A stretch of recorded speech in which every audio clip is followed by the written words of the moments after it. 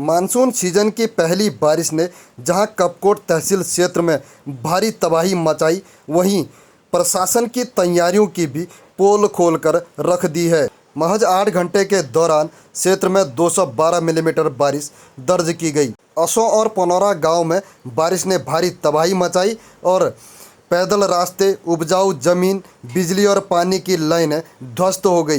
कई घरों में मलबा घुसने से लोगों में दहशत फैल गई।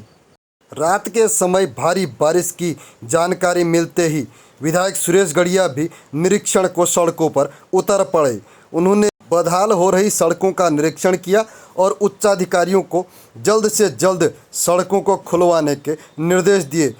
विधायक गढ़िया ने क्षेत्र में उपजाऊ जमीन को हुए नुकसान का भी निरीक्षण किया। नुकसान से प्रभावित लोगों की हर संभव मदद का आश्वासन दिया। रात 2 बजे से कपकोट के अंदर बहुत भारी भीषण वर्षा हुई है और इस बारिश में लोगों का बहुत नुकसान भी हुआ है और खेती किसानी का भी बहुत नुकसान हुआ है और विद्युत विभाग का बहुत नुकसान हुआ है, जल संस्थान जल निगम का बहुत नुकसान हुआ है। पीडब्ल्यूडी की रोडें पूरी तरह से चकनाचूर हो गई हैं। तो इस तरह का भयानक बारिश जो है, पहले ही बारिश में जो है एक तरीके से जनजीवन अस्त व्यस्त है।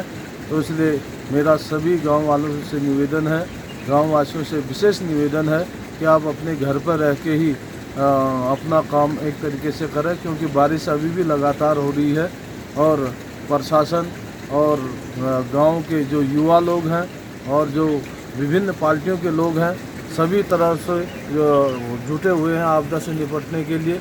इसलिए सरकार बिल्कुल एकदम पैनी नज़र बनाए हुए है और हमारी कोशिश है कि आम जनमानस को इस नुकसान से बचाया जा सके और जो नुकसान हुआ है इसको भी तुरंत युद्ध स्तर पर जो है बिजली, पानी और सड़क को खोलने की पूरी मुहिम। रात के 2 बजे से ही लगातार विभिन्न क्षेत्रों में जाके आया हूं और मेरी बहुत हर गांव में एकदम पैनी नज़र है कि मेरी कोशिश रहेगी कि कम से कम लोगों की हानि को रोक सकूं और जो सरकारी संपत्ति उसको बचा सकूं, ये मेरा पूरा प्रयास है।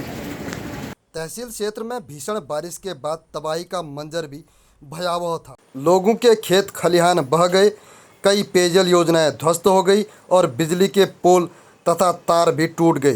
कपकोट नगर क्षेत्र में हुए नुकसान का जायजा लेने के लिए नगर पंचायत अध्यक्ष गोविंद सिंह बिष्ट भी नगर क्षेत्र के भ्रमण पर गए। उन्होंने भी जगह जगह जाकर नुकसान का जायजा लिया। उन्होंने कहा कि पहली ही बारिश ने क्षेत्र में भारी तबाही मचाई है।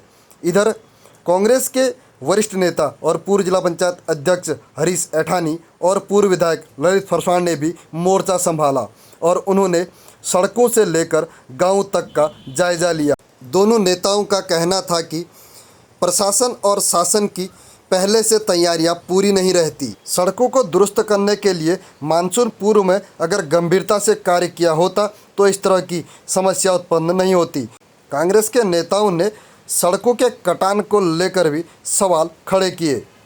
ये जिस तरीके से कल पहली बरसात की पहली भारी बारिश ये हुई है, इसने सारी सरकारी मशीनरी की पोल खोल के रख दी है।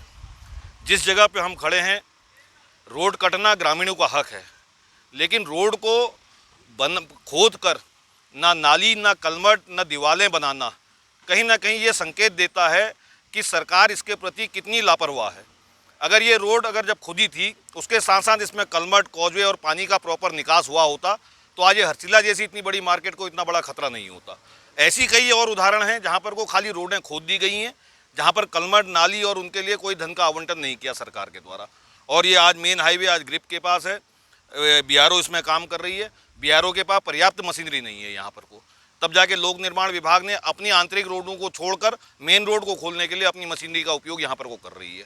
और मैं सरकार से गुजारिश करूंगा कि जो भी रोडें आपने काटी हैं उनमें जल निकास और दीवारें और लोगों के आवासीय और मकानों पे जो खतरा हो रहा है उसको तुरंत कहीं ना कहीं इसको ठीक करने का काम करें। जिला प्रशासन की और लोक निर्माण विभाग की कोई तालमेल ना होने की वजह से ये लोगों को पिछले कल रात से जो है अभी तक रुकना पड़ रहा है।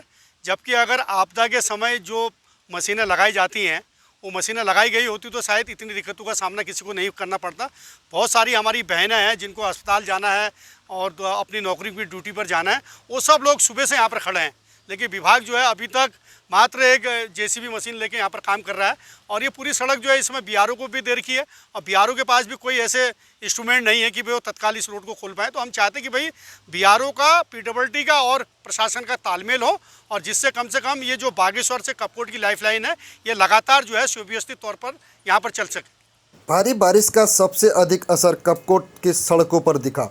22 सड़कें बंद हो गई और मुख्य लाइफलाइन कपकोट बागेश्वर रोड में भी हरसिला के पास मलबा आने से यातायात ठप रहा। पहली ही बारिश में जिस तरह से कपकोट क्षेत्र की सड़कें बदहाल हुई हैं उसे देखकर लोगों का नाराज होना भी लाजमी है। आखिर मानसून पूर्व तैयारियों को लेकर बातें बड़ी बड़ी की जाती हैं लेकिन सड़कें बदहाल ही रहती हैं। क्षेत्रीय जनता को हर साल परेशानी का सामना करना पड़ता है।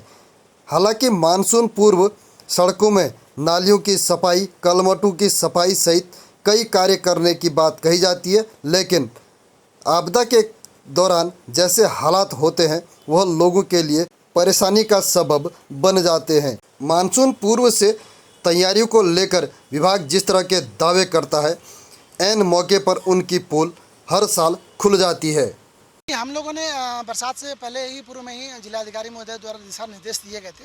उसके अंतर्गत जो हमारे पास डिपार्टमेंट की जेसीबी भी थी तो उससे हम लोग डिपार्टमेंटली जो स्कपर वगैरह थे, नालियाँ वगैरह थी, तो हमने उसको खुलवाया है और उसमें हमने गैंग भी लगा करके हमने उसमें खुलवाया है। और उसका जो डेली हमारे जो जिला स्तरीय कमेटी है तो उसको मॉनिटर भी करती है। तो हम लोग सारे ग्रुप्स में फोटोग्राफ से अपडेट कर देते हैं परेड का प्रोग्रेस है। और सारे जो पीएमसीआई के डिपार्टमेंट भी थे वो भी लगे हुए थे खोलने के लिए, हम लोग भी लगे हुए थे उसको दुरुस्त करने के लिए।